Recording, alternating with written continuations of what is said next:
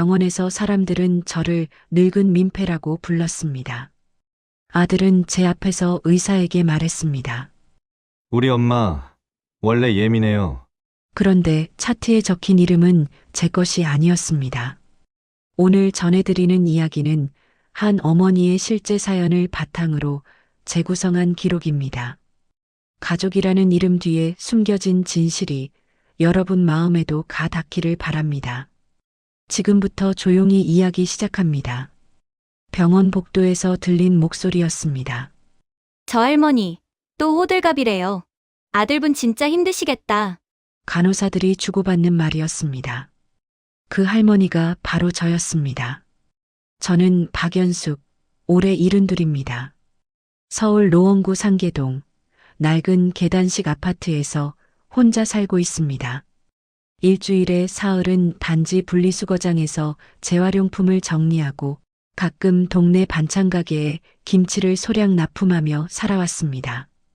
화려하지 않지만 제 손으로 벌어 제 발로 서서 살아온 세월이었습니다. 그런데 사흘 전 아파트 계단에서 발을 헛디뎠습니다. 허리와 갈비뼈 쪽이 너무 아파서 옆집 강태식 씨가 저를 병원으로 데려갔습니다. 태식 씨는 65, 관리사무소에서 계약직으로 일하시는 분입니다. 연숙 씨, 괜찮으세요? 얼굴이 너무 창백한데 아들한테 연락해야 하는 거 아니에요? 태식 씨가 걱정스러운 얼굴로 물었습니다. 저는 고개를 저었습니다. 괜찮아요.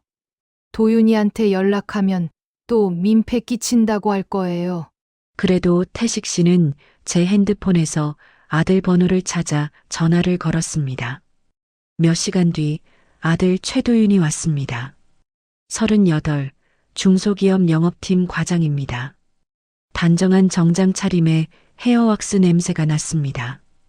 겉으로 보기엔 성공한 가장, 괜찮은 직장인이었습니다. 엄마 또 이러시는 거예요? 인사 대신 나온 첫마디였습니다. 계단에서 넘어진 거 맞죠? 큰 병원까지 올 일이었어요? 동네 정형외과 가시지. 도윤아, 너무 아팠어. 엄마, 나 회사 조퇴하고 온 거예요. 팀장님한테 뭐라고 말하고 나왔는지 알아요? 아들의 목소리가 낮아졌습니다. 주변을 의식하는 듯 눈빛만은 차가웠습니다. 그때 며느리 한지아가 들어왔습니다.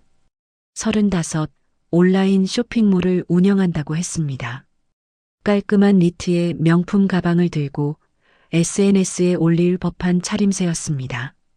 어머님, 괜찮으세요? 상냥한 목소리였습니다. 하지만 눈은 제 얼굴이 아니라 제 옆 침대 차트를 보고 있었습니다. 입원까지 하셨네요. 어머님, 요즘 많이 힘드셨어요? 혹시 어디 많이 다치신 거예요? 아니야, 지아야. 그냥 좀 삐끗한 것 같은데. 그럼 다행이에요. 저희도 민준이 봐야 해서 오래 있기 힘들거든요. 민준이 3살 된 손주라고 불러야 할 아이였습니다. 하지만 저는 그 아이를 단 한 번도 안아본 적이 없었습니다. 어머님, 저희 먼저 갈게요. 혹시 또 뭐 필요하시면 연락 주세요. 지아는 밝게 웃으며 병실을 나갔습니다. 도윤은 그 뒤를 따라가다가 문 앞에서 돌아봤습니다. 엄마, 정말 이런 식으로 관심 받으려고 하지 마세요. 창피해요. 그 말을 남기고 아들은 사라졌습니다. 복도에는 여전히 간호사들의 목소리가 들렸습니다. 저 할머니 아드님 참 착해 보이던데 저렇게 힘들겠어요. 저는 천장을 보며 누워 있었습니다. 저는 정말 민폐였을까요? 아니면 제가 모르는 사이에 이 가족 안에서 이미 지워진 사람이었을까요? 그날 밤 저는 잠을 이룰 수 없었습니다. 병실 창밖으로 보이는 아파트 불빛들. 저 안에도 누군가의 가족이 있겠지요. 저처럼 외로운 사람도 있을까요? 다음 날 아침 담당 의사가 들어왔습니다. 김정훈, 호흡기내과 전문의였습니다. 박연숙 환자분, 어제 촬영한 엑스레이 결과가 나왔는데요. 의사는 차트를 보며 말했습니다. 갈비뼈 쪽은 큰 문제 없으십니다. 다만 그가 잠시 말을 멈췄습니다. 폐 쪽에 좀 신경 쓰이는 음영이 보여서 정밀 검사를 한 번 더 해보시는 게 좋겠습니다. 폐요? 네. 지금 당장 큰 문제는 아니지만 확인은 하셔야 할 것 같아요. 저는 고개를 끄덕였습니다. 그런데 의사의 표정이 묘하게 무거웠습니다. 보호자분 연락처 있으시죠? 검사 일정 잡으시려면 보호자분과 상의가 필요합니다. 네. 저는 다시 아들에게 전화를 걸었습니다. 3번 만에 받았습니다. 엄마, 지금 회의 중인데요. 도윤아, 의사 선생님이 검사를 좀 더 해보래. 뭔 검사요? 엄마, 어제 찍은 거 가지고 또 검사 받으면 돈만 나가잖아요. 폐 쪽에 뭐가 보인대? 엄마, 아들의 목소리가 차갑게 식었습니다. 엄마, 그거 병원에서 돈 벌려고 하는 거예요. 엄마 나이에 무슨 폐 검사까지 해요. 그냥 퇴원하세요. 하지만 엄마, 나 바빠요. 나중에 얘기해요. 전화가 끊어졌습니다. 저는 핸드폰을 내려놓고 한참을 그대로 앉아 있었습니다.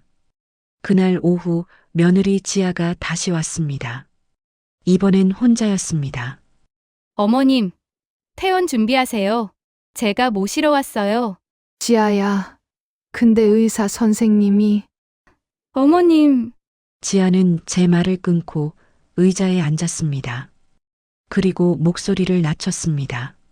어머님, 솔직히 말씀드릴게요. 요즘 저희 집 상황이 안 좋아요. 무슨 도윤 씨, 회사에서 구조조정 얘기 나오고 있어요. 제 쇼핑몰도 요즘 매출이 별로고요.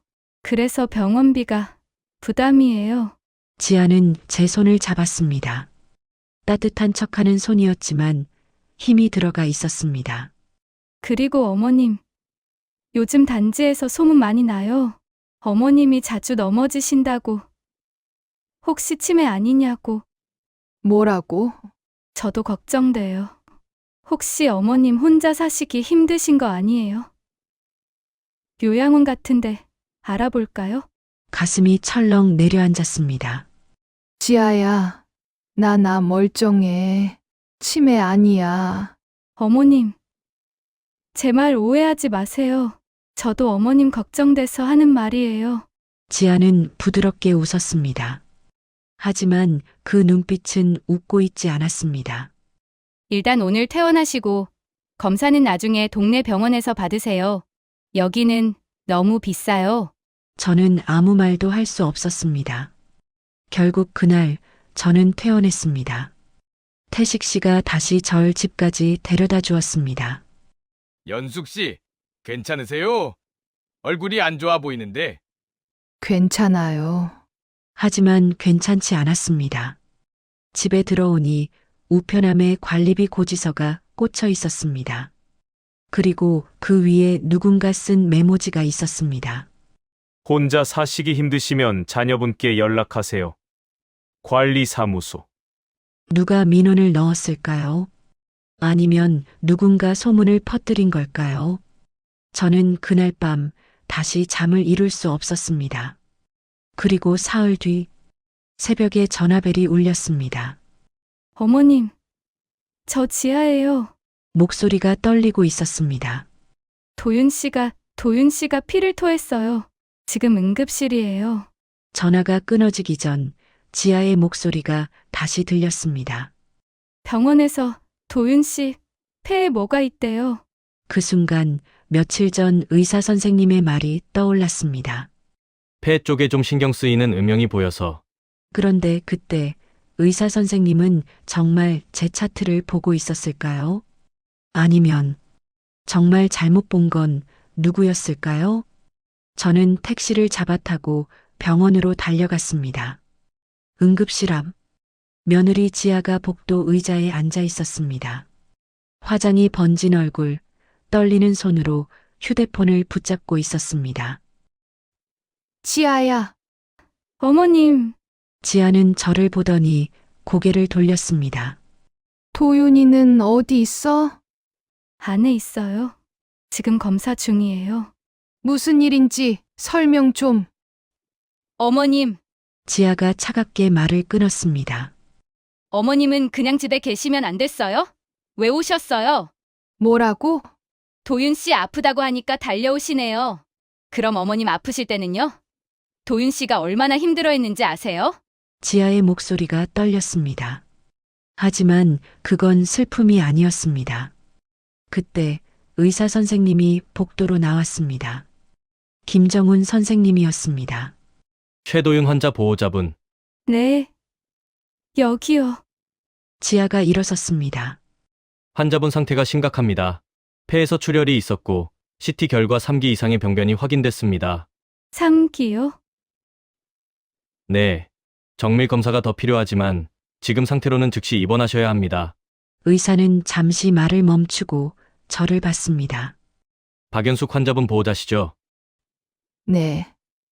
며칠 전에 말씀드렸던 검사 결국 안 받으신 거죠? 네, 그게 의사는 한숨을 쉬었습니다. 검사를 받으셨어야 합니다. 그때 확인했으면 선생님. 제가 떨리는 목소리로 물었습니다. 그때 선생님이 보신 차트, 그게 정말 제 거였나요? 의사는 고개를 저었습니다. 아닙니다. 최도윤 환자분 차트였습니다. 뭐라고요? 박연숙 환자분은 갈비뼈 타박상 외에는 특이 소견 없으셨어요. 제가 말씀드린 건 최도윤 환자분 건강검진 결과였습니다. 세상이 멈춘 것 같았습니다. 그럼 내 아들이 아픈 거였어요? 네, 환자분이 회사 건강검진에서 이상 소견이 나와서 정밀검사 권유를 받으셨는데 안 받으신 걸로 기록돼 있습니다. 의사는 차트를 넘기며 말했습니다. 6개월 전부터 소견이 있었습니다. 그때 바로 오셨으면 저는 며칠 전 그 복도를 떠올렸습니다. 의사 선생님이 폐 쪽에 음영이 보인다고 했을 때 도윤이가 제 옆에 서 있었습니다. 그리고 의사는 차트를 보며 말했습니다. 그 차트는 제 것이 아니었습니다. 도윤아. 저는 응급실 안으로 뛰어들었습니다. 아들이 침대에 누워 있었습니다. 창백한 얼굴, 산소 마스크를 쓴 채 엄마, 도윤이가 작은 목소리로 말했습니다. 엄마. 나 무서워. 도윤아, 괜찮아. 엄마가 여기 있어. 저는 아들의 손을 잡았습니다. 그 손이 너무 차가웠습니다. 엄마, 미안해. 내가 엄마한테. 괜찮아. 아무 말 하지 마. 그때 복도에서 지아의 목소리가 들렸습니다. 보험 확인 좀 해주세요. 실비되는 거 맞죠? 그리고 진단서는 언제 나와요? 저는 고개를 돌렸습니다. 지아가 간호사에게 서류를 들이밀고 있었습니다. 3기면 진단금 나오는 거 맞죠? 얼마나 나와요? 보호자님, 지금은 환자분 상태가 그러니까 물어보는 거잖아요. 입원비도 만만치 않은데 보험 처리 확실히 해야죠. 저는 천천히 일어났습니다. 지아 씨, 어머님? 당신 지금 뭐 하는 거야? 지아의 얼굴이 굳었습니다. 어머님, 무슨 말씀을? 남편이 저렇게 누워 있는데 보험금부터 확인해. 어머님, 이것도 다 현실이에요. 돈 없으면 치료도 못 받아요. 그래. 그렇겠지. 저는 한 걸음 다가갔습니다. 그래서 나한테도 그랬던 거야? 검사 받지 말라고. 병원비 아깝다고. 어머님, 그건 도윤이가 건강검진에서 이상 나왔을 때 당신 알고 있었지? 지아의 눈빛이 흔들렸습니다. 그때 병원 가라고 했어야지. 근데 왜 안 갔어? 돈 아까워서? 아니면 어머님, 그만하세요. 지아가 소리쳤습니다. 저도 몰랐어요. 도윤 씨가 말 안 한 거예요. 거짓말. 거짓말 아니에요. 지아의 목소리가 높아졌습니다. 도윤 씨가 겁이 났던 거예요. 회사에서 아프면 잘릴까봐, 승진 못할까봐. 그래서 검사 안 받은 거예요. 그럼 왜 나한테 검사 받지 말라고 했어? 내가 아프다고 했을 때 넌 왜 퇴원하라고 했어? 그건 지아가 입술을 깨물었습니다. 어머님이 계속 아프시면 저희한테 부담이에요. 뭐라고? 어머님 혼자 사시잖아요. 아프시면 저희가 돌봐야 하고 병원비도 저희가 내야 하고 저희도 애 키우면서 살기 힘들어요. 지아의 목소리가 떨렸습니다. 그리고 솔직히 어머님 재산도 있잖아요. 그 집, 전세 보증금. 뭐, 도윤 씨 말 안 했어요? 저희 전세 만기 다가오는데 집주인이 보증금 올려달래요. 어머님 집 보증금이라도 있어야 이사 갈 수 있어요. 저는 말문이 막혔습니다. 그래서 내가 아프면 안 됐던 거야? 내 돈이 필요했던 거야? 어머님, 그렇게 말하시면 당신, 도윤이한테도 그렇게 말했어? 엄마 끊으라고? 엄마가 짐이라고? 지아는 대답하지 않았습니다. 그 침묵이 답이었습니다. 그리고 하나 더 말씀드릴게요. 지아가 가방을 들며 말했습니다. 민준이요. 어머님 손주라고 생각하시는 그 애, 뭐, 도윤 씨 애 아니에요. 세상이 무너지는 소리가 들렸습니다. 저 재훈이에요. 전 남편 애 데리고 온 거예요. 도윤 씨한테는 제 애라고 했지만 지아씨, 당신, 어차피 다 끝난 거예요. 보험금 받으면 저 나갈 거예요. 지아는 돌아서며 마지막으로 말했습니다. 어머님, 이제 도윤 씨 어머님이 돌보세요. 저는 지쳤어요. 그리고 지아는 사라졌습니다. 저는 그 자리에 그대로 서 있었습니다. 응급실 안에서 아들의 흐느끼는 소리가 들렸습니다. 엄마. 저는 다시 아들에게로 돌아갔습니다. 아들의 손을 잡았습니다. 여전히 차가운 손이었습니다. 하지만 이제는 알았습니다. 제가 민폐였던 게 아니었습니다. 제가 짐이었던 게 아니었습니다. 이 가족 안에서 진짜 아픈 건 저 혼자가 아니었습니다. 그로부터 석 달이 지났습니다. 아들 도윤은 항암 치료를 받고 있습니다. 3기였지만 다행히 수술이 가능한 상태였습니다. 병원비는 제가 냈습니다. 제 전세 보증금 일부를 빼서 아들의 치료비로 썼습니다. 며느리 지아는 그날 이후 연락이 끊겼습니다. 이혼 서류를 보내왔고 도윤은 그 서류에 도장을 찍었습니다. 아이 민준이는 지아가 데려갔습니다. 도윤은 그 아이가 자기 아들이 아니라는 걸 알면서도 마지막까지 잘 지내라고 손을 흔들어줬습니다. 지아는 보험금을 받으려 했지만 실패했습니다. 진단 시점과 계약 시점의 문제, 그리고 허위 기재 사항 때문이었습니다. 보험사에서 지급을 거부했고 지아는 빈손으로 떠났습니다. 그리고 아파트 단지에 퍼진 소문. 제가 민폐 할머니라는 소문을 퍼뜨린 사람이 누구였는지도 알게 됐습니다. 지아였습니다. 관리사무소 직원에게, 동네 슈퍼 사장님에게 시어머니가 치매 초기 같다, 혼자 두면 위험하다는 말을 계속 흘렸던 사람. 그 말을 들은 사람들이 저를 보는 눈빛이 달라졌던 겁니다. 하지만 진실이 밝혀진 뒤 사람들은 하나둘 찾아와 사과했습니다. 연숙 씨, 그동안 오해해서 미안해요. 몰랐어요. 며느리분이 그렇게 말해서. 저는 괜찮다고 웃으며 말했습니다. 지금 도윤은 제 집에서 요양 중입니다. 회사는 휴직 상태입니다. 처음엔 어색했습니다. 아들도 저도. 하지만 어느 날 저녁 도윤이 말했습니다.